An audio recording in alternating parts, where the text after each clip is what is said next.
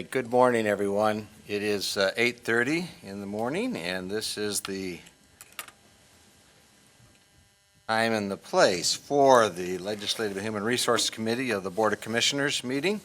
I will go ahead and call us to order, and I suspect that some of our colleagues are attending virtually since we are still doing hybrid forms of meetings. So let's go ahead and take the roll, Pam, if we could, so we know who else is attending. Commissioner Burrow. Here. Commissioner Hennessy. Here. Commissioner Kallman. Commissioner LeGrand. Here. Commissioner McLeod. Present. And can you state where you're present at, please? Kentwood, Michigan. Thank you. Commissioner Ponstein. Commissioner Skaggs. Commissioner Teal. Here. Chair Steck. I am here. We have 6 members present, 3 absent. We have a quorum. All right, thank you very much. Let's move to our agenda, starting out with the public comment. If there is anyone from the public, and 2 of our members have just arrived, so we'll... We were ride sharing. I thought you were taking the new Lime bikes and you just didn't quite figure it out yet. But anyway, good morning. We were on public comment. If there is anyone from the public that wishes to address the committee, you may do so. If you are online, please note that you should raise your hand and unmute yourself and then identify yourself. You have 3 minutes.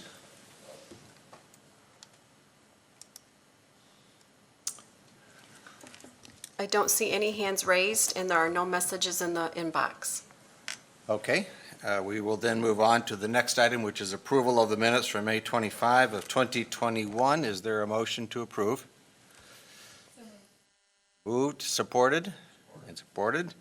Any discussion? See none. All those that support say yes. Yes. Opposed? It is approved. All right, let's move to our legislative update. This morning, we have with us Senator Winnie Brinks. Good morning, Senator. Thank you so much for joining us. Good morning. And I will also introduce Becky Beckler from PAA, who is with us as well and will participate in this presentation. And I don't recall, Becky, whether you were going to start and then have Senator Brinks go, or so I'll assume that's the case and we'll pass it to you. Yeah, great. Thank you so much, Commissioner. I really appreciate it. We are so happy this morning that Senator Winnie Brinks was able to join us and carve out some time on a very busy week. Senator Brinks holds some very important positions within the Senate Democratic Caucus. First of all, she has 3 important committees. She's Minority Vice Chair of the Health Policy Committee. She serves on the Energy and Technology Committee, and she also serves on the Environmental Quality Committee. And also including that, she also serves as the Democratic Policy Chair for the caucus. So she serves many roles and has her hands on anything policy related and budget related.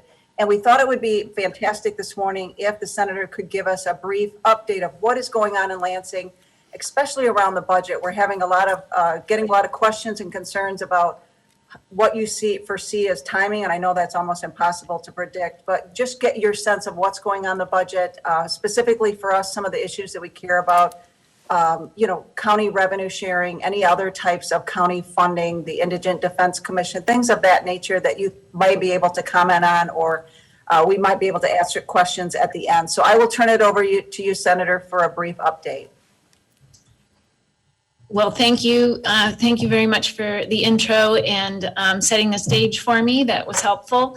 And thanks to the whole commission for having me join this morning. It's always good for us to stay connected. And of course, we're at a critical moment right now with budget conversations here in Lansing.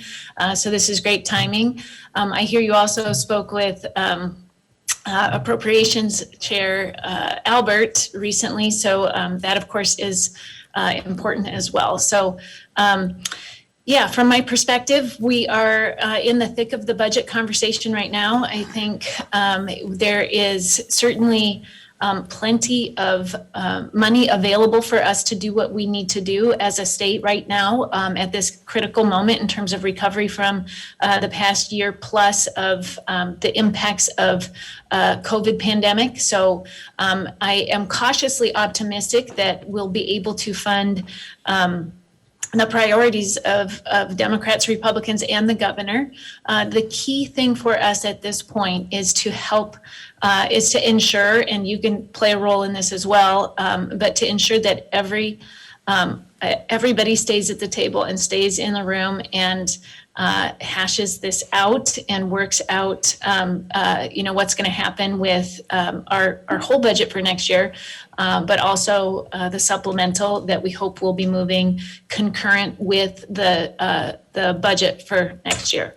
So there really isn't any reason we can't have a budget that keeps pretty much all the parties happy and that can at least partially prioritize most of the big things that we would really like to see prioritized. So specifics on revenue sharing or indigent defense spending, that kind of thing, I don't have specific details on that, but I can say that there's certainly opportunity there and that those things will definitely be part of the discussions. I serve on the DHHS Appropriations Subcommittee, but since I'm not a chairperson of that committee, we're not in the room when some of those conversations are happening. So we're consistently and persistently in my office and from me in conversations with both Democratic and Republican leaders of the budget process, we're consistently having those conversations to ensure that things that are important to Kent County are prioritized and are part of the budget. So if there are very specific line items that you have your eye on, like the two mentioned and others, please do let me know, and I will make sure to highlight those in every conversation that I have so that those stay on the lists of things that are being discussed. It's helpful for you to tell not only me, but to tell all of your Kent County legislators the same list of priorities. And we will, and many times we can find ways to work together on those things to get them funded. So right now, I guess I would ask that you contact all the parties that are part of that conversation and encourage them to be diligent, stay in the conversation, continue that conversation with some urgency. Our statutory deadline to have the budget done that we set for ourselves is the end of this month. And honestly, we are not on track to finish it by the end of this month. But we need to, for the certainty of all the people that depend on us, have that done as soon as possible.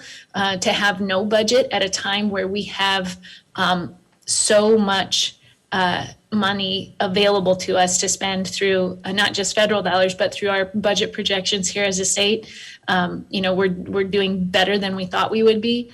And so for us to be in this position and to not have a budget in a prompt fashion would really be unacceptable for us as a state. So that's kind of my big broad picture on budget.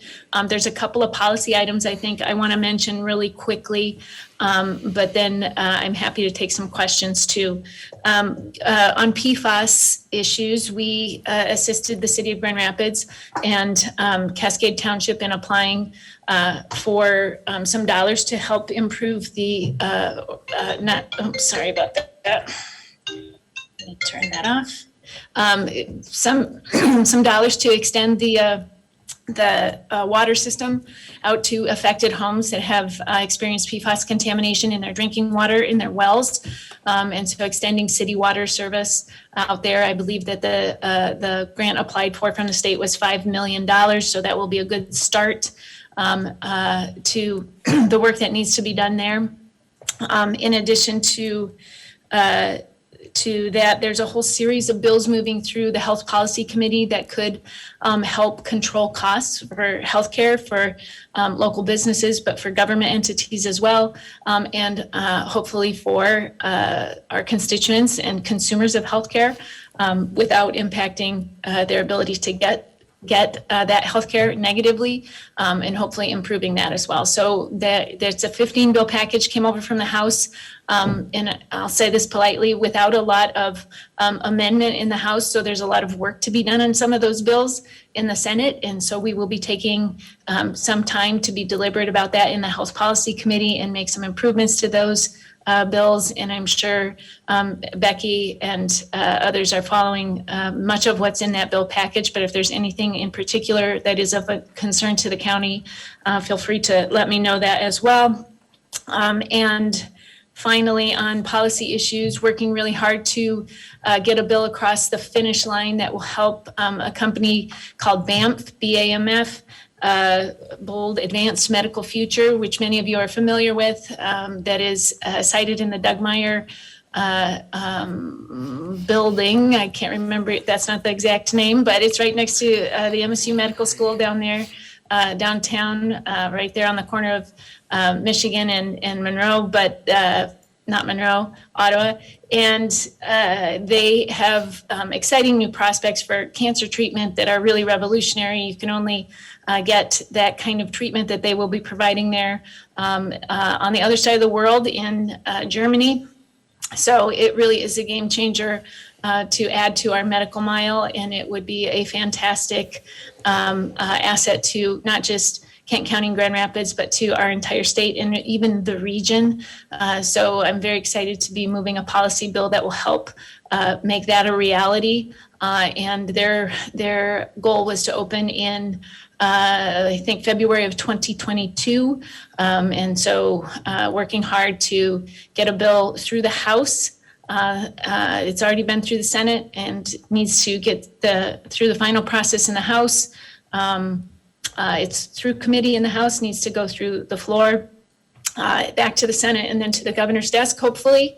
So working hard on that. We may see some more movement on that this week, but hope to have that done by the end of the month. And that would be a great win for Grand Rapids, just in terms of the powerhouse that we are when it comes to healthcare and research and advanced practices in really intelligent medicine and the future of medicine, but it'll be fantastic for our economy as well. So I'm excited to be part of that, working in a bipartisan way with multiple legislators to make that happen. And so you hopefully will see more news on that by the end of the month. But if you'd like, we can do a few questions. I don't know how much time you have for this, but I'm happy to do that. Very good. Thank you, Senator, for your presentation. And Becky, unless you have any immediate follow-up at this point, I will open it up for questions from the commissioners and see if there are any comments or questions. No, that'd be great. All right. Yes, Commissioner LeGrand. Thank you, Chair, and thank you, Senator Brinks. I guess I know it's very, very early days, but since you do sit on health policy in the Senate, those of us who are involved with Network 180 are watching with great interest what is going on in terms of reforming mental health care spending in both the House and in the Senate. And I don't know if this is so much a question. If you have anything to tell us, that would be great. But just to let you know that we are highly concerned about this and would want to be in close contact with you as it progresses. And if you have anything to say, would love to hear it. Thank you. Yeah, that's a great question. Thanks for bringing that up. I know I've had many long conversations with a number of commissioners on this topic, so I'm sorry I didn't bring it up earlier. But there are some conversations about integrating the mental health and physical health care that the state provides. And I will say that some of those conversations seem to be kind of going in circles, but I think there's a commitment to trying to do a better job with how those systems work together or don't work together. And I think there's some validity to trying to integrate physical health and mental health because a person is a whole person, right? So it's impossible to just separate them completely. They're so interrelated that it's important for us to consider them together. In addition to that, there are efficiencies that could be achieved, I think, administratively and with Ultimately, if that were to happen, we could put those dollars toward serving more people or serving people better. And that kind of brings me to my parameters when we're having this conversation with anybody. There are a couple of plans out there right now.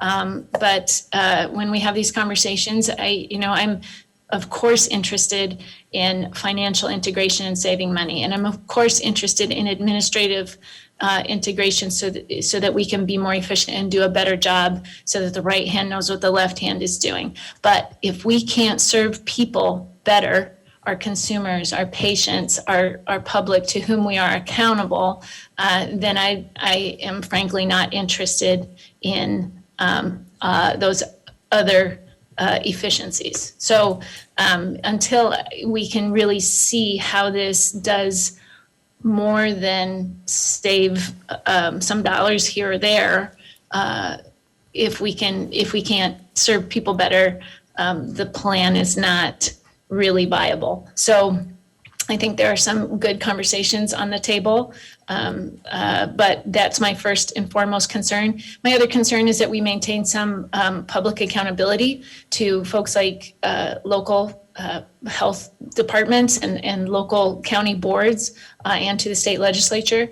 I'm very concerned if we were to completely privatize all mental health services that we would have, a big out-of-state for-profit company making decisions about who gets what kind of care without a local perspective and without that accountability to the neighbors and constituents that we all serve.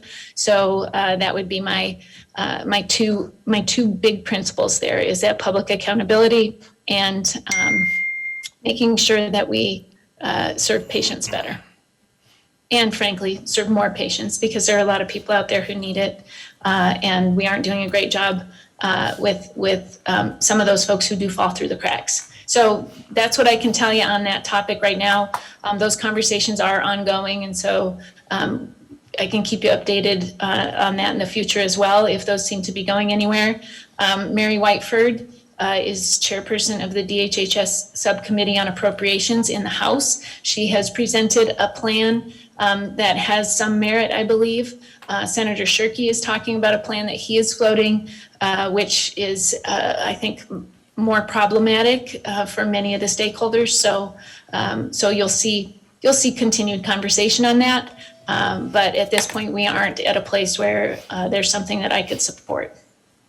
Okay, great. Thanks so much. We'll definitely want to keep talking about that. Thank you. Yep, great.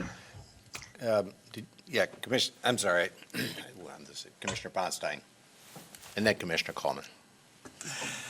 Welcome, Senator Brinks. Thanks for being here today. Just two quick things. In 2009, the conservation districts that represent, I think, 73 units in the state of Michigan lost all of its funding from the state.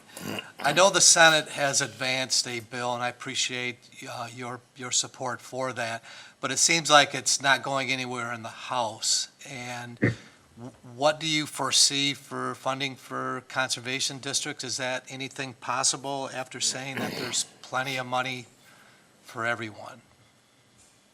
It's absolutely possible. The question will be if there's a will to fund those. And I think, as you said, there was support in the Senate. I would continue to advocate with your House members and ensure that that's part of the conversation as we discuss the budget. At this point, everything is on the table. So, there will be negotiations, and it's important for us to make sure that the things on our list for Kent County stay on the list for those conversations and negotiations. So I would encourage you to make sure that your local House members know that that's an important item for us. Yep, and thank you so much. I mean, I'm a true believer that, bipartisanship can happen, and hopefully it does. But, after watching the last year and a half how things operated, a lot of people don't believe that. And one of the things that I'm hearing is that, during the budget process, the Senate will advance their bills, but then when the House does a bill dealing with the same thing purposely is leaving things out so they can use them as bargaining chips down the road. Is that really what Lansing has become? Well, having been here for nearly a decade, I think that everything is and always has been a great negotiation. So I think the tactics may be different, the personalities may be different, but essentially you need to make sure that your elected representatives are advocating for what you need to be part of that conversation. And I think we're in a great position to be able to do that in Kent County, and just encourage you to be in touch with every single person. You've got some well-placed people who have influence, particularly in the House, who need to hear your priorities about what should be funded. I know there's a desire to pay down debt, which I understand. However, with interest rates being so low, with the opportunities that we have, it may be smart to evaluate how much debt we pay down and how much we put into things that can really help the economy take off. If our economy comes roaring back, we will be in a much better position. So it's important to think about using those kinds of assets. But, every time we talk about spending something, there are folks on the other side of the aisle, particularly in the House, who just want to pay down debt. Not a bad goal, but there's sometimes opportunity cost to that I think need to be considered. So I would just encourage you to keep bringing this up, particularly with people who are accountable to you from Kent County. Thank you. Thank you. Commissioner Coleman. Thank you, Chair. Good morning, Senator Brinks. My question is just thinking back to our schools and students, a little over a year ago, being thrown suddenly into remote learning and all the technology needs, around that. Now, looking towards the future, is there going to be any kind of structural funding changes to accommodate those technology needs for the schools and or the students in the future? I know that that's a big part of the conversation. We've, school districts, systems, teachers, students, families all had to learn this on the fly. And many school districts did a pretty good job of adjusting to it. But we certainly have recognized at the state level in my conversations with my colleagues and at the local level. My husband's a teacher, as you know. Some of you know, there have been huge challenges in terms of the impact of doing things virtually. That, it's not sustainable the way we're doing it now. So if we're going to have some element of continuing to use virtual or some need to continue to use virtual in significant ways to educate our children, we are going to have to do a better job. So I think there's a general acceptance of that and that there are resources needed in order to help achieve, a better setup. So I'm hopeful that that's reflected in the budget. We certainly have some dollars with the recovery plan dollars from the federal government. Hopefully, if there are opportunities for one-time investments that could put us in a better position when it comes to this kind of need, that would be a great use for those. But again, it's all going to get negotiated. It needs to be on that list of topics when our appropriations folks are in a room. So I can advance that as a concern. It certainly is echoed throughout the state. So I think you can be assured that there will be some conversation about that. And hopefully it will be a priority. Obviously, we'd like to get folks back to being able to attend school in person, have some semblance of normalcy again. We are incredibly hopeful that we'll have a normal school year for both intellectual growth and mental health issues that we've seen with isolation and just workload and too much computer screen time for teachers, staff, family. Students, and so hopefully we'll need to rely on this less, but it's clearly a need for us to have a better infrastructure in place should we need this again. So I'll keep that on my list as well. Commissioner Hennessy. Good morning. There is $2 plus an hour increase for our home health care workers, particularly we use them in our senior services where I'm most involved. And that is temporary right now. Is there any chance of that being supported so that it can become permanent to help our workers? Yes. Okay. Yes, there's absolutely an opportunity for that, and we are trying to push to keep that permanent. I believe it was in the Senate's budget to maintain that $2 an hour increase and even bump it up to $2.25, I believe. That's been an issue I've advocated on for many years. I've offered amendments to the budget to increase those wages. I worked in the past to support workers at long-term care facilities, and there are people living in poverty caring for people who often can't pay them a wage that they can live on. So it's just an incredibly important service that we provide as a state to some of the most vulnerable people in our communities, and it's just really important that we support those employees with an adequate wage. And it can't be worth it it can't be a better job to go flip burgers than it is to take care of our elders and our folks who just need a little extra assistance in order to, in some cases, quite literally stay alive, in other cases, be productive and go about their day. And stay in their homes. So I appreciate that you bring this up as a priority, and it's definitely one that I share and will continue to advocate on. So I'll work hard to keep it in the budget. Contact your House members again and make sure that they see that as a priority as well, and that they watch that item so that it stays in the budget when it gets over there to them. Thank you. It's going to become hard. This brings the pay up to about $11 an hour. But we're starting to see wages move toward the 15 mark, even without, state legislative mandates to it. So it's going to become, an ongoing type of issue on how do you pay these home health care workers enough to keep them interested in holding the jobs. Yeah, and it's a problem, in terms of care providers in facilities. And home health care adds additional challenges and needs like transportation. And so if you're getting paid $11 an hour, you can do the same job over at Holland Home or Porter Hills and get paid $14 or $15 and be able to take the bus, not need a vehicle to drive around throughout your work week. It's a tough sell to keep working for those low wages.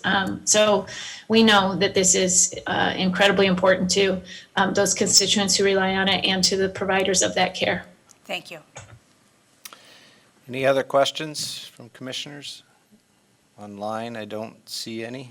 Any others here? I will follow up, Senator, with that same issue if I could with one question, because not only is the wage support for direct care wages a critical part of sustaining and supporting a lot of the systems, but we find that the methodology for administering that is frankly so complicated and difficult to administer that I know that around the state, many of those dollars are going to lapse back because they simply can't get put through the system as complicated as it is. So I encourage you to look for ways of simplifying that to make sure that we can get those promptly to the workers that need it. So just to pitch for simplicity if we could. Sure. All right. Noted. And then, of course, if the legislation from Senator Shirkey or House Representative Mary Whiteford's legislation moves forward, we certainly understand those have far-reaching impacts on our systems, and so we encourage to continue that conversation. All right. If nothing else, thank you again so much for joining us this morning, Senator. It's been very good for us to hear you and to participate. And Becky, also, thank you for your participation. Thank you. Thank you, and have a great day. Yep. All right, let's move to item number 4, which is a performance measurement review report from Adam London from our Health Department. Good morning, Adam. It is nice to see you live and not in a pre-recorded public service announcement. So welcome, and we look forward to your report. Thank you, Chair Steck, and good morning, everyone. It's very good to see all of you again. And I look forward to the time when we can all of us meet in person, and I believe that time is very, very soon. I hope you are all well. Thanks for all of your support over the course of the past year on behalf of myself and the Kent County Health Department. We very much appreciate that. So 2020, let's see if we can't cover some of the highlights of 2020 here in 10 minutes or less. So as usual, I'm going to talk about how we align with board priorities, the strategic goals of the health department and how it supports those board priorities, a sampling of our key performance metrics. And we have, of course, many of those with the department that is as wide and has such an enormous scope as the health department has. I'm going to focus on just a handful of those metrics today. Some significant accomplishments and then a look ahead. So these priorities should be familiar to you. These are the priorities that have been established by the Board of Commissioners in your Kent County strategic plan. At the Health Department, I think we very neatly align with these priorities. Economic prosperity. In public health, we recognize that the health of our economy and the health of our community are linked in a very, very powerful way. In public health, we look at this in what we call the social determinants of health. We look at the economy, we look at employment, jobs training, education, the environment, transportation, as factors that have an immediate and a very powerful effect on the health of the community. High quality of life, of course, is a priority in public health. Excellence in service delivery is something we're always striving for. Inclusive participation is so important for us because we recognize that we have to hear all voices in the community. We have to be responsive to all parts of the community and make sure that they have a role in what we're doing. It can't be our plan. It needs to be the community's plan for how we're going to protect people and make this a healthy community. And then effective communications. And that's been a priority for us for a long time. I think the experience of the past year has really emphasized how important effective communications are in public health and in public service, and something that we strive to continually improve in. So 5 goals we have at the health department. These are related to the 5 divisions we have at the health department. Our overall mission is to serve, protect, and promote a healthy community for all. Each of our divisions at the health department has a goal that directly relates to that. In administration, we're providing overall leadership and support to the department for the purpose of serving, protecting, and promoting a healthy community for all. Our clinics division is doing that for prevention, detection, and treatment of illness and disease. Of course, you can imagine the sorts of things they've been involved with over the course of the past year. Community wellness is our division, which does most of our home visiting programs, our health education programs. They serve our overall goal by providing those health services, those essential health services throughout the community. Environmental health serves the mission by providing essential public health services which prevent injury and illness from exposure to environmental hazards. These are primarily in the areas of water, food safety. We also look at pools and campgrounds and so many other areas. Lead is part of our environmental health program. Our latest, as of last year, division, Community Health Strategy, is all about serving that mission by building relationships and partnering with others in the community that are focused on those big, wicked problems that we can't solve independently. Things like mental illness, substance use, obesity, that are enormous challenges that we can only make a dent in if we work together with large community partnerships. Now, recently, we've actually added a 6th division to the health department, and that is the animal shelter, which of course has always been a part of the health department. It's been located within environmental health, but with the creation of a division director position, which you approved late last fall, we've been able to turn the animal shelter into a division of its own. And that's really important for us because the work of the animal shelter is unique enough, it's large enough, the staff is significant enough that it really requires that level of leadership and that level of presence within our department and within our county. So I picked a handful of metrics to share with you this morning, and I've tried to pick some metrics that perhaps show us opportunities for improvement and show some of the blemishes that we have as a department, some things to work on.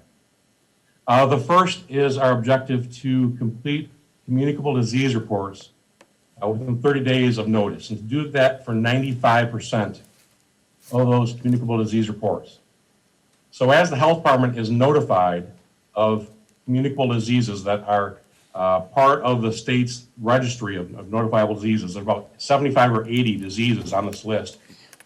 We need to make sure that 95% of those are, the investigation is completed and a report is generated within 30 days.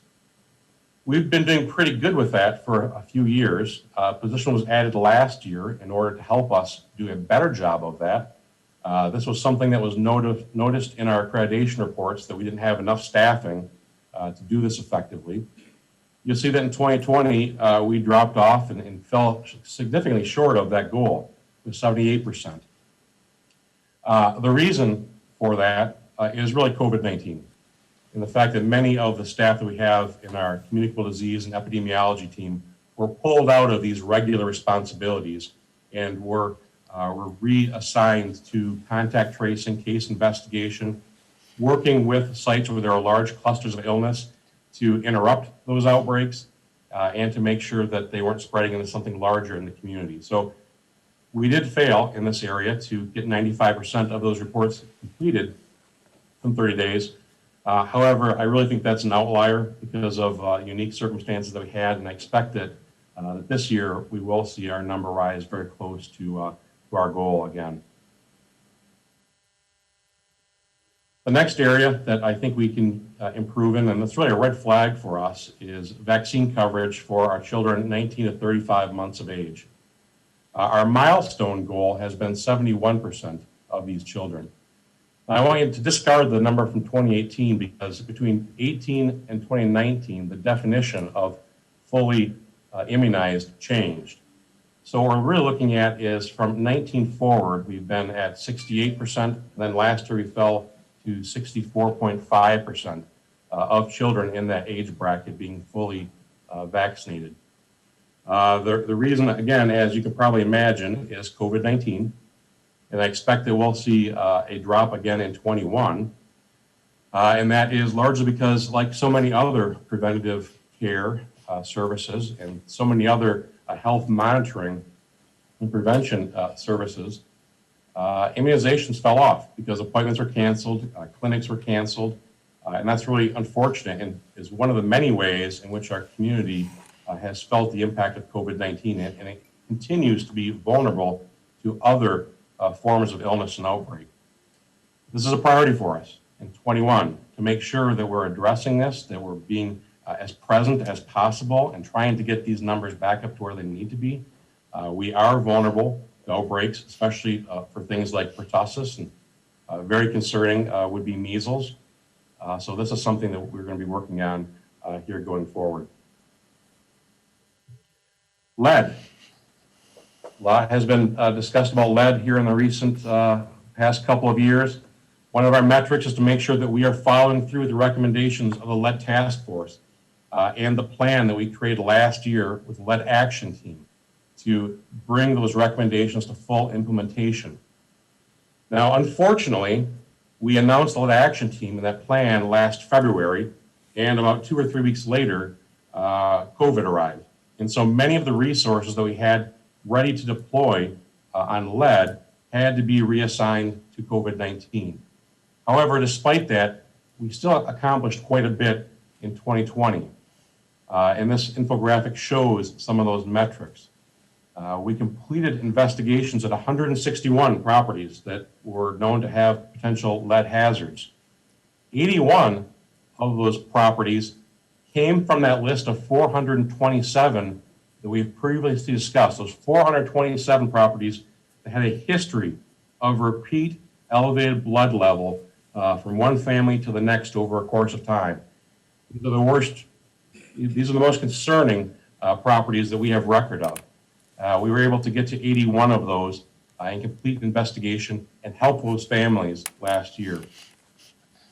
We also did 57 full lead inspection risk assessments during 2020. These are the full, take almost a week to do the full inspection and assessment of all of the features in the property.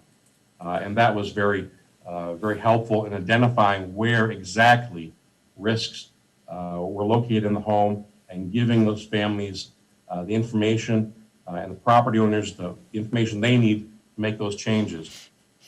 And to that point, 39 of those homes have now been cleared through grant funds that we have and through other resources that we have in partnership with the City of Grand Rapids and other partners. We have worked with homeowners and have cleared 39 properties in 2020 of those risk hazards. And we've done that with a very minimal number of enforcement activities, only 5, and those were very minor corrective action requirement letters, things of that sort, which were effective in then bringing those property owners back to the table with us to get those problems solved. And we have fully staffed the program with 5 lead sanitarians, a health educator, and a lead clerk, thanks to this board for staffing or for funding those positions. A few years ago, I think we had half a lead sanitarian and half of a clerk. So we have pretty dramatically increased our staffing as it relates to lead and have done quite a bit of positive work in this area. Now, most notably, we have seen a reduction in the percentage of kids that are tested for lead coming back positive or coming back elevated for blood lead levels. Back in it was 2016 when the lead task force was convened. Here in Kent County, we were seeing about 7% of children tested for lead coming back with an elevated blood lead level. That number is now less than 4% and closer to 3%. While we still see some disparity in where the highest numbers are at geographically in the county, we're very encouraged that overall we're seeing these numbers, these rates decline. The animal shelter. Here's an example of a goal that we need to update. A few years ago, our goal was to have 40% of the animals received by the animal shelter walk out of the animal shelter because they were reclaimed, because they were adopted or transferred to a partner agency. We've improved dramatically in this area over the past handful of years. In fact, I mentioned we need to update that goal, and that's part of our one of the things within our own strat planning at the health department that we need to update. But our own strategic planning has been delayed because of COVID-19. Well, you can see that we have gone from 73% to 90% last year of those animals that we take in walking out through reclamation, adoption, or transfer. A lot of reasons for that. A lot of it has to do with collaboration and better partnerships and communication with our community and pet reuniter programs that we have in place now, fostering programs, volunteer programs we have in place. We actually now qualify as a no-kill shelter because our rate is what it is. And the only animals that are now being euthanized at the animal shelter are animals that are either so gravely injured or ill that they need to be humanely euthanized, or animals that are so aggressive that they can't be rehabilitated and put up for adoption or transferred elsewhere. A couple of areas, again, where we slipped in 2020. We're in environmental health, where our objective is to have 95% of our food inspections, those restaurant inspections, and the well and septic evaluations completed within 30 days of application. That goal of 95% is a goal that was actually set in coordination with these industries. We worked with them and identified what is the level of service that you need to see from the health department with restaurant inspections and with the timeliness of those well and septic system evaluations, permits, and real estate evaluations. And so we worked with them. We also worked with all of you a few years ago to make sure we had the staffing in place to get to that 95% marker. And we have been there since 2018. Last year we slipped a bit. to 87% of the restaurant inspection frequency and 85% of the well and septic frequency. And that, again, is a consequence of COVID and the reality that we had sanitarians in those programs that we had to deploy to contact tracing, case investigation. We also had in support roles with our clinic operations. And we also had, most significantly, in support of our local businesses. If you remember back to last April, May, June, when this was really first arriving, and businesses were forced to change their model of operation and their interaction with their customers, they had lots of questions about how to do that in as low risk of a way as possible. And so we put together a team of mostly sanitarians who were available and present for those business owners to interact with, to ask questions of, and to work with in order to create plans for how to conduct business in as low risk of a way as possible. And I think our business community benefited from that. I think our community benefited from that, and certainly employees throughout the community benefited from that as well. Some significant accomplishments, and I've included this picture as kind of the intro to this part of the presentation, because this has really been a defining year for us in Kent County and at the Health Department. Public service and serving people has never been so important for us at the Health Department. We provided tens of thousands of vaccination appointments beginning last December when we first received our first supply of vaccine. In those early days in particular, our role was so critically important as we were making vaccine available to frontline healthcare workers, to workers in long-term care facilities, to the most vulnerable persons in our community. And that was very rewarding for our staff as well. And the level of appreciation and gratitude from those that we serve was really tremendous last year as well. So for those of you who visited our clinics, either here at the Health Department or at the West Michigan Vaccine Clinic, I think you saw and felt some of that this was really a time where our community and our Health Department had a huge role in bringing people together for one common purpose. And one of those common purposes, which I think was a huge significant accomplishment last year, was the Kent County Back to Work Plan.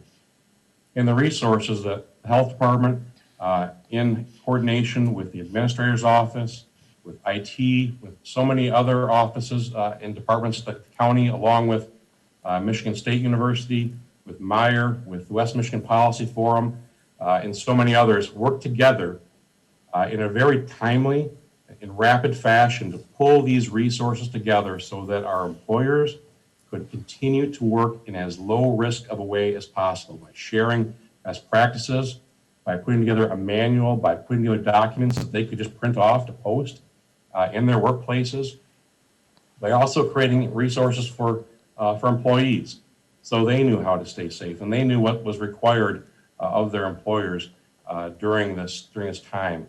By making sure that there was easy access to things like thermometers and testing and later vaccine. The communications team did a tremendous job of sharing these resources as well. This was really a team effort from us and all of our partners here in Kent County, and something that we're very proud of. And really one of the many things that we learned in 2020 that could be built upon and hopefully reused time and time again as we tackle other complicated problems. Our vaccination rate is a significant accomplishment. This is really something that kind of straddles 2020 and 21. But here is an example of where we are trending above the state average pretty significantly. As of a couple days ago, we had 55% of our population fully vaccinated. Statewide, that at this time, a couple days ago, was at about 49% fully vaccinated. We have another 5.6% that has received their first shot and is waiting for that second appointment. So altogether, we have a little over 60% of our Kent County eligible population that is at least partially vaccinated. which is, again, several percentage points higher than the state average, and puts us as one of the top 5 or 6 counties statewide for our overall vaccine coverage rate. And that would not be possible without the collaboration that we worked together to create in 2020. Collaboration with our hospital systems, with our pharmacies, with our universities, with the Michigan National Guard, the Department of Defense, with so many organizations here in Kent County that made this possible. And kind of the centerpiece of all of that was the West Michigan Vaccine Clinic at DeVos Place, which I think, you know, if that building is there for 100 years, I don't think there'll be a time where it was more valuable and more useful to our community than it has been over the course of the first half of 2021. I want to say thank you to all the volunteers as well. We had almost 1,400 volunteers rise to the occasion, become trained, and take on critical roles in that vaccine clinic. And they gave us over 25,000 hours of their time. And just, I don't know that it would have been possible without those volunteers. And that speaks so well of the people of Kent County that they responded to that call to action and they rose to the occasion. We were able to provide over 231,000 doses of vaccine during our time there at the West Michigan Vaccine Clinic. It's about 40% of all the vaccine that has been administered in Kent County overall. To my knowledge, we had the single one-day largest clinic anywhere in the U.S. with almost 14,000 appointments. And significantly, we had 0 outbreaks linked to that site. That was a huge concern of mine, as it was January, cold weather, not conducive to having outside vaccine clinics. We knew that we had to move a lot of vaccine quickly, and realistically, we had to do it in an indoor setting, which was complicating because of the way this virus spreads. And so the fact that we were able to use this facility with its improved ventilation systems, with the space that it was able to provide, empowered us to do this in a very low-risk way and do it in a way that resulted in having no outbreaks actually linked to the site. And as I mentioned in the previous slide, it has also created a framework for us for future emergency response collaborations.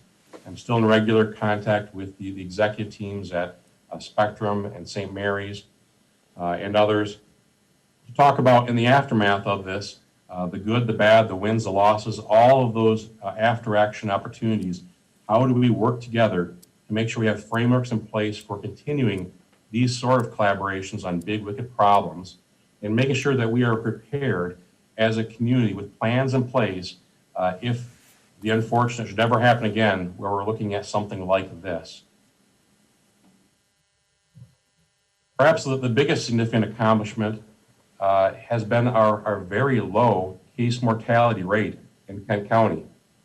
So case mortality is the mortality related to COVID-19 by the number of diagnosed cases that you've had as a county. Here in Kent County, 1.1% of our diagnosed COVID-19 cases died. That is remarkably low compared to the state average of 2.2%, the U.S. average of 1.8%, and the international rate of 2.2%. If, in fact, our rate had been in line with those averages, we would have expected between 600 and 800 additional deaths here in Kent County. Right now, we're at about 800. So you can just imagine how much worse this would have been for our community if we had seen that sort of case mortality here in Kent County. I think that's attributed to a lot of things, but first and foremost, I think it's attributed to how extraordinary our hospital systems performed, and also how well we did in contact tracing and case investigation, and that we were able to identify cases quickly, more quickly than most places, that we were able to keep clusters small and reduce the viral loading in any particular environment so that the severity of individual cases was less than we might have expected if not for those early interruptions of clusters of illness. The graph at the bottom is our deaths by date. Each of those blips on that line are family members, friends, and neighbors that we've lost here in Kent County. And as I mentioned, it's been almost 800 people since April of 2020, which is far too many for us to bear. It could have been worse, but it is something that I believe we are pulling out of. And you can see from those numbers, we had the case, really the surge in deaths late last fall during the holidays. The latest spring surge in cases, we were concerned that it might have a similar death wave to follow that up. Thankfully, we did not see a wave in deaths nearly as bad here in the spring as we did last fall. I had some comments I want to share with all of you. So you remember several months ago, the food license fees for this licensing year were waived. That was greatly appreciated by our small businesses in the food industry. Here are a few comments that were shared with us. We literally received maybe 100 or more emails, letters like this from business owners. And I wanted to share some of those comments with you so that you recognize also how much the community appreciated that. While the cost of a food license is not enormous, they range between a couple $100 and $500 or $600 for the largest facilities.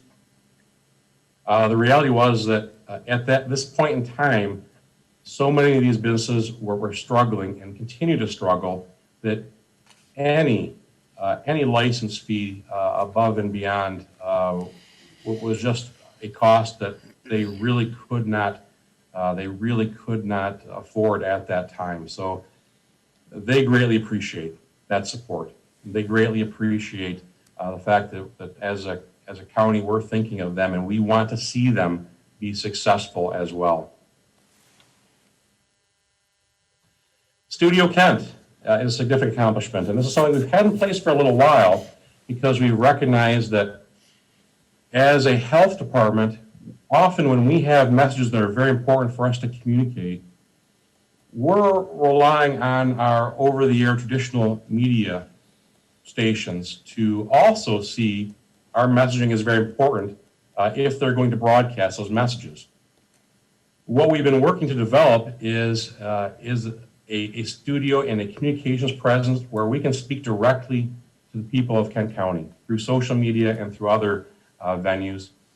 And I think Studio Kent, and it's important, really came to bear and was very clear to all of us over the course of 2020 as we were able to create an enormous amount of content and that added value and provided great information to our community and also provided a way for local media to get the interviews that they needed in a timely way when it's difficult for them to conduct interviews in person in present form. So Studio Kent, I think, is a huge win, and kudos to our communications team for really bringing that to its full potential in 2020. As we look ahead, we think about the things that our community have told us are priorities. We did conduct our community health needs assessment in 2020, which was an accomplishment in itself with thousands of surveys and other venues to get information from our community about what is the most important health items for them. And what they told us is that these 4 areas in 2020 going forward for the next 3 years are the most important. And I think we see COVID-19 reflected in these priorities, where access to care, discrimination and racial inequity, economic security, and mental health are the priorities the community has expressed. Mental health has formally been the #1 priority for the last 2 cycles of community health needs assessing. It will continue to be a priority of ours in this as we engage with other partners in our population health consortium to follow through with the priorities that have been expressed by the community. We'll also be building work groups of leaders from throughout our community to work on these other priorities as well, with access to care, racial inequity, and economic security. So we have lots of important topics to tackle as a health department. One last significant accomplishment I wanted to share with you is this, which is our accreditation from the National Public Health Accreditation Board. Just received this here recently.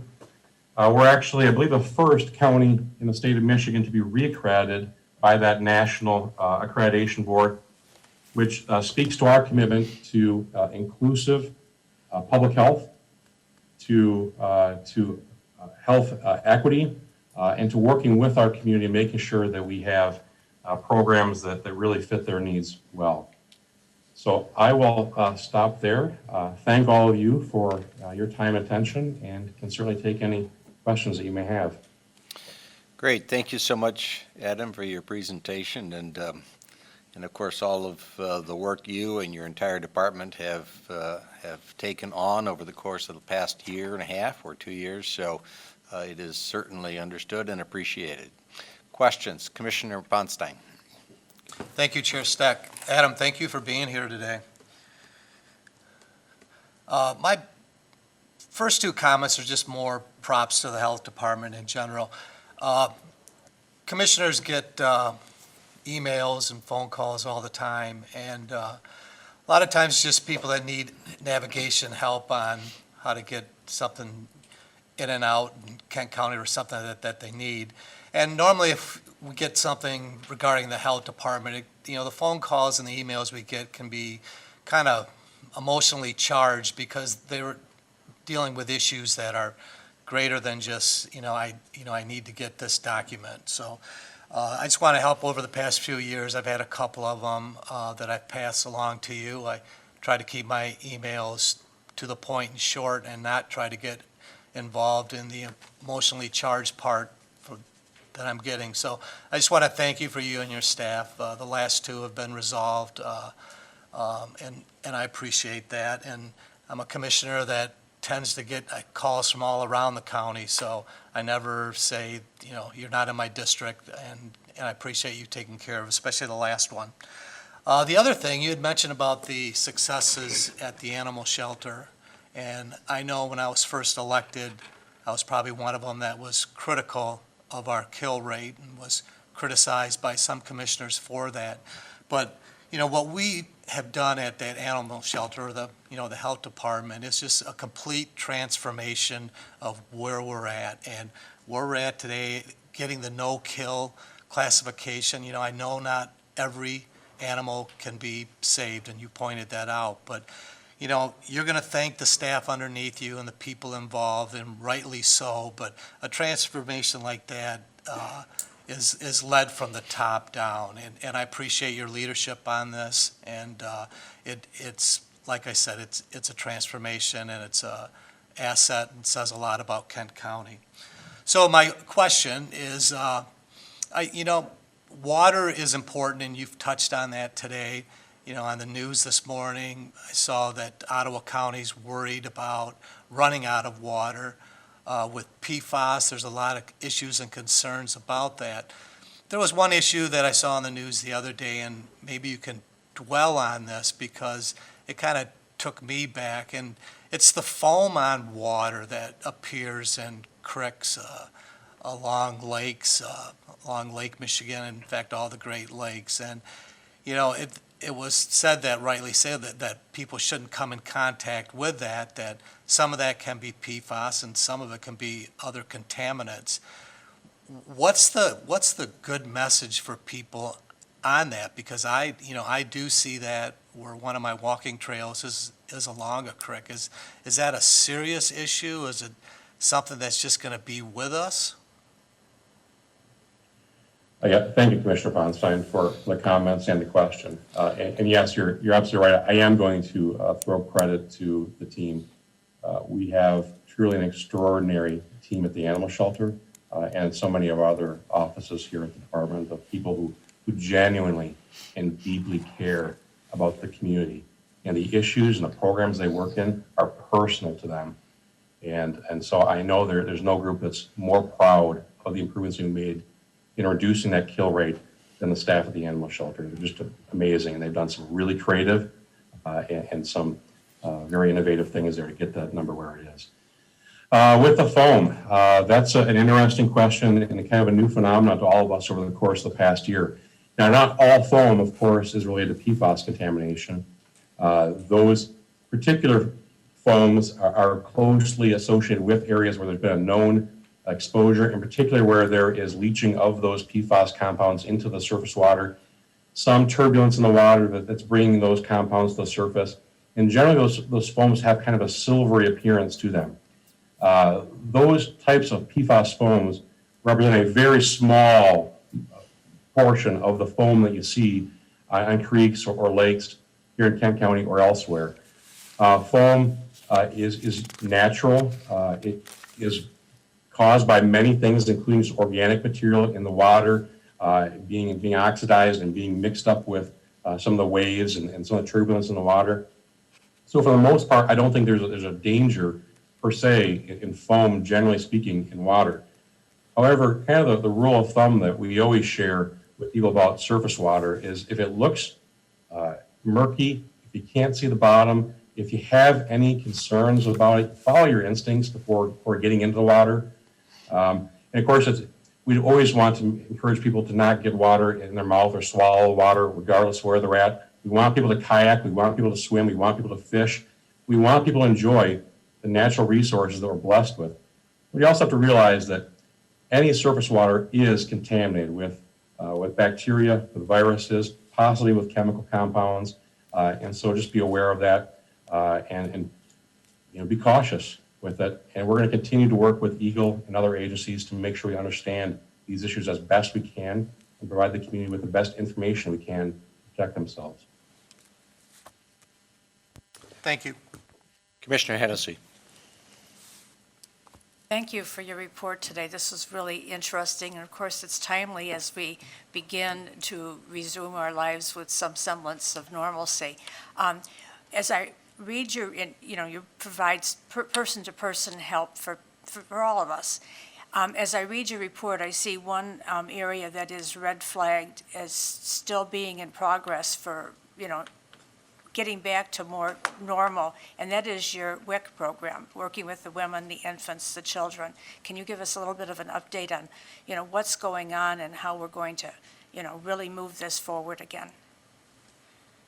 Yeah, WIC is critically important to us, along with all of our programs that serve young families. And we've been able to do a lot with WIC through virtual appointments. We received a waiver from the federal government and the state to be able to provide WIC services virtually over the course of the past year.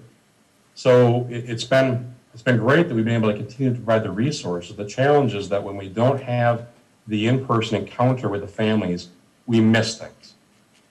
And in particular, when new families are enrolled in WIC, we don't have that opportunity to assess the health of the children and the mom and to provide the kind of guidance and support they may need. Similar to our home visiting programs, it's been great that we've been able to do virtual, and I think we've gained some skills there that we're going to be able to continue to use to supplement our programs. But when we're not actually having the encounter with the young family, things get missed, and we're picking up on many of those things now. This is one of the areas that we're going to have to climb out of this hole over the course of the next year or so. But we really want people back in person with those encounters. I think that the WIC program is going to be fully back in person by the end of this month. I think that waiver is expiring here very soon, and we're going to continue to provide the service in the way we traditionally have going forward.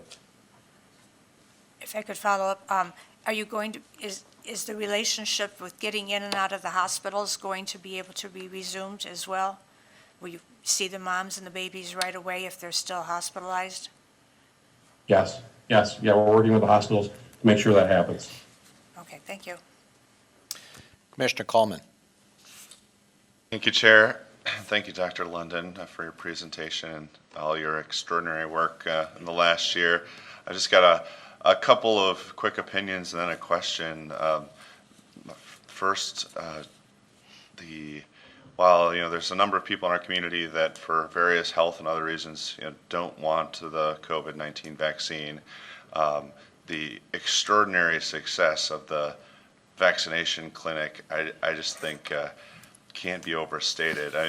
The small little bullet on your slide, but that, that clinic had the highest number of vaccinations in a single day in the entire country is just astonishing level of success. I don't think we can overstate how extraordinary that partnership of Kent County Health Department, our local health systems was. So I just want to commend you all for your work on that. Secondly, in the last probably month to 6 weeks, nearly all my constituent communication has been around various, COVID-19 rules, restrictions as it relates to schools, students, and student athletes. And there's certainly a very large spectrum of opinions in that area. And I think one of the things I just publicly like to say that Joanne is great, and I know she's been doing a lot with what you describe in here, and objective, I guess it's 12.3.4, kind of a new uncharted waters partnership with schools in this respect during a pandemic, not something you get to practice. So I do think that lesson learned for the future is when there's a very large constituency like that, the more we can get kind of policy and perspective of the health department into writing, and we can publish it on on the website, and I think that would help communication and confusion, and certainly a lot of the confusion has stemmed from state level changes and updates to policies, and some lack of communication from that level. But so I think in the future that's something that I think a lot of confusion that I've been dealing with would certainly be helped by just here's a public statement that we can all reference.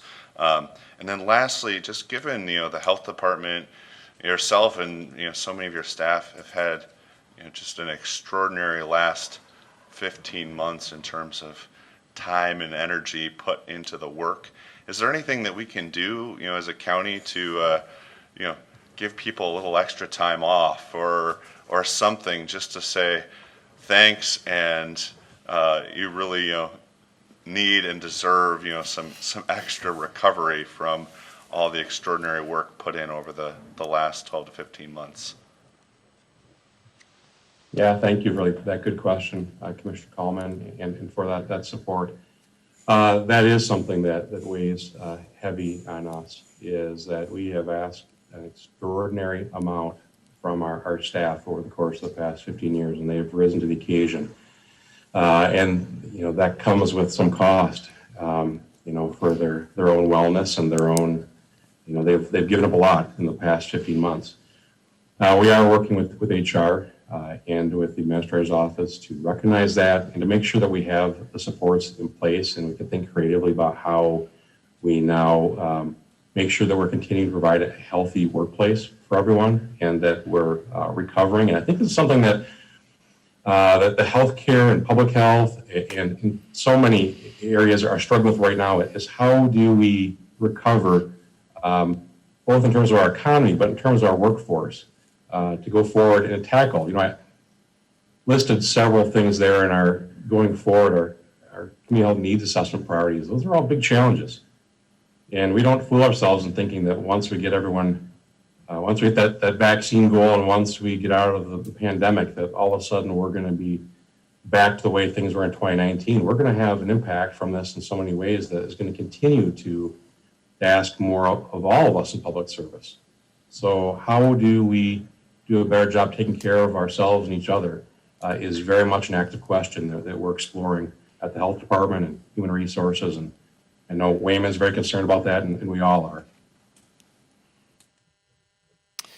Yes, Commissioner LeGrand. Thank you, Chair. Thank you, Dr. London. I want to express my personal thanks for all the questions you asked from me, answered from me directly from constituents who had big vaccination questions when everyone wanted it and had a hard time getting it. It was super helpful to me. I just have questions going forward now, as we try to raise that number of people vaccinated in the county, I know that with your studio, you are working on convincing people who might be on the fence, but I guess I'm wondering also, I know that nationally, we're seeing lower vaccination numbers in people who are uninsured, underinsured, people who don't have a doctor, that sort of thing. Do we have a plan going forward for increasing those vaccination rates? Also, as we suspect that we will need boosters and things like that for the coronavirus vaccine, what sort of plans do you have, ideas for getting to people who still need it now that our big clinic is shut down? Yeah, thank you, Commissioner LeGrand, and my pleasure to help. Whenever you have questions, don't hesitate to reach out to me. Let me take the easy part of that first, and that's boosters. It has been our goal in our partnerships to make vaccine available in an ongoing way in the places that people normally receive their health care and their vaccines. So once a recommendation for booster timing is made, people will be able to then get their booster at whatever frequency it's needed through their doctor's office, through their pharmacy, through the health department if that's their choice. We'll make it available in the same way that other healthcare is available. With those who are vaccine hesitant, that's a challenge for us. You know, we, as I mentioned, we're at about 61% right now. We know that there's probably another 15%, maybe 20% of people in the community, according to all the surveying that's been done, of people who have said that they're willing to get vaccinated. What we know about them is they're not highly motivated to get vaccinated. Willing, but not highly motivated. So they may not make an appointment, they may not make a special trip somewhere to get vaccinated. But if barriers are removed and it's easily available to them, perhaps in their neighborhood, perhaps at their doorstep, they're happy to get it. They haven't found time yet. They haven't made a priority yet. So that's what we're working on now. Is we've transitioned from sort of the enormous vaccine hospital at the Ross Place, where it was drawing the highly motivated people to it, to what I'm using as a model of the ice cream truck, where now we're in your neighborhood, we're knocking on your door, we're on the corner, you hear our music, and we're removing those barriers so that those people who are willing but not highly motivated, it's a lot easier. So that's going to be our game plan throughout the summer, continuing also to work with other partners and other vendors to make that vaccine available as close to home as possible. And then continuing to provide information and making sure that we're making the best, most accurate, most timely information available to the community. We know there's lots of questions. It seems like there's a different story about vaccines every day. And I fully recognize, to Commissioner Coleman's point, that the number of voices, the number of messages has been very, very distracting and confusing for people. We're trying our very best here at the health department to digest those voices and that information and to provide simple messages to the community, and we'll continue to do that. Thank you. I love what I hear about the mobility of the vaccines. That sounds great, and anything that we commissioners can do to help support that, spread the word, I would love to be part of that. One other question, how is your staffing right now? I know a lot of people are complaining about not being able to find enough people. Do you have open positions? Are you pretty much fully staffed? How are you doing on that? We are pretty much fully staffed. I do worry, going back to a previous question, about what staffing looks like in a year from now. I think we have a significant portion of our workforce that is very near or eligible for retirement. And I think we have people who have been very committed to this cause. And once the pandemic is over, I think there are many people who may be saying, my time has now come for retirement. So I'm concerned about that. I'm also concerned about the marketplace for some of our professions, like nurses, which is very competitive. So we're going to watch that very carefully. We may need to make some adjustments to our nursing classification. Those are things that we'll have to talk about. But overall, our staffing right now is good. But I am worried about long-term consequences. Great, thank you. Thank you, Chair.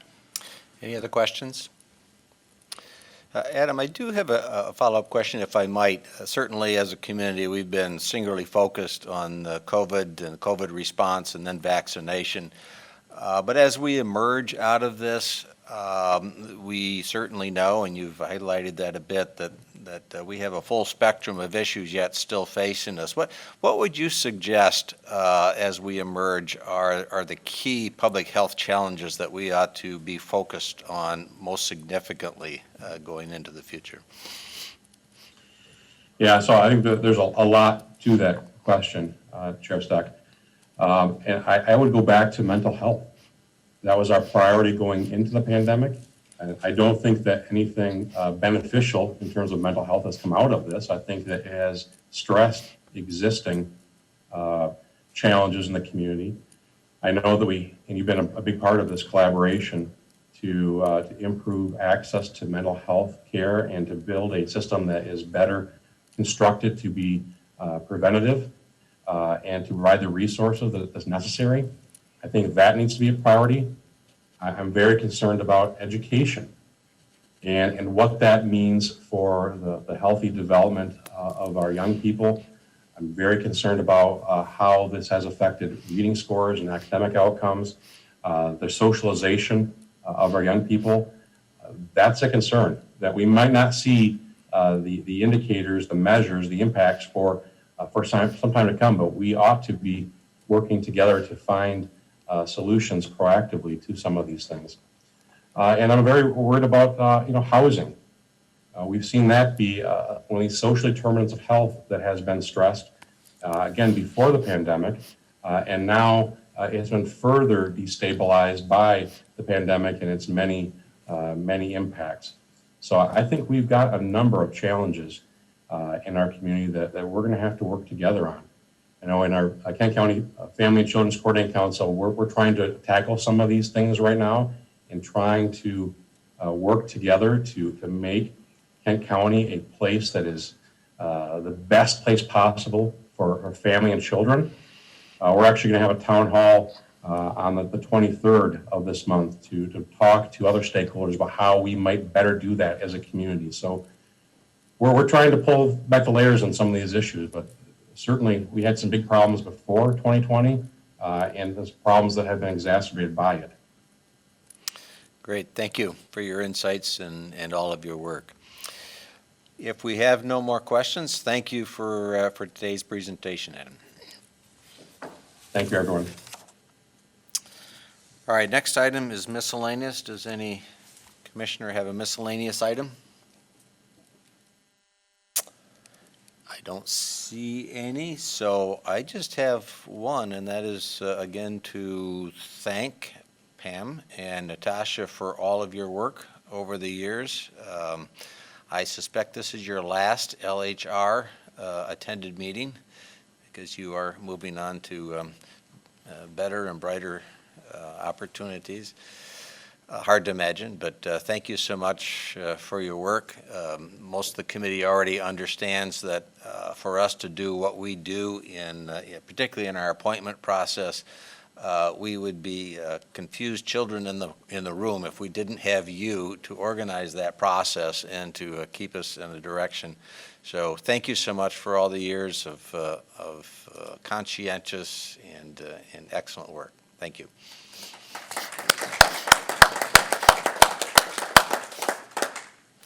And with that, we are adjourned.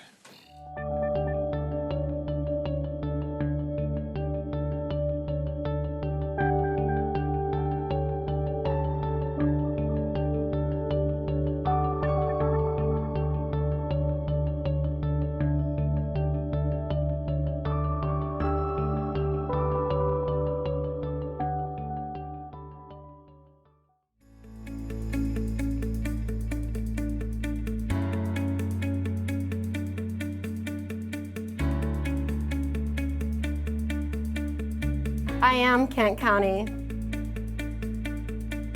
I am Kent County. I am Kent County. We are Kent County. We are Kent County. We are Kent County. We are Kent County. We are Kent County.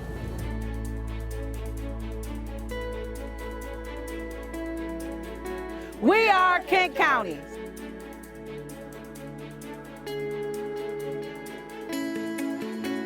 We are Kent County.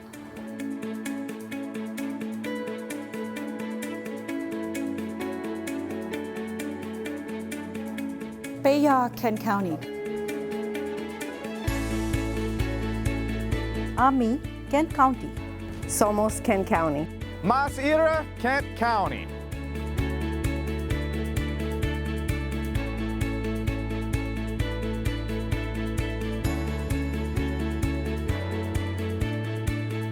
We are Kent County. We are Kent County. We are Kent County. Oh, yeah.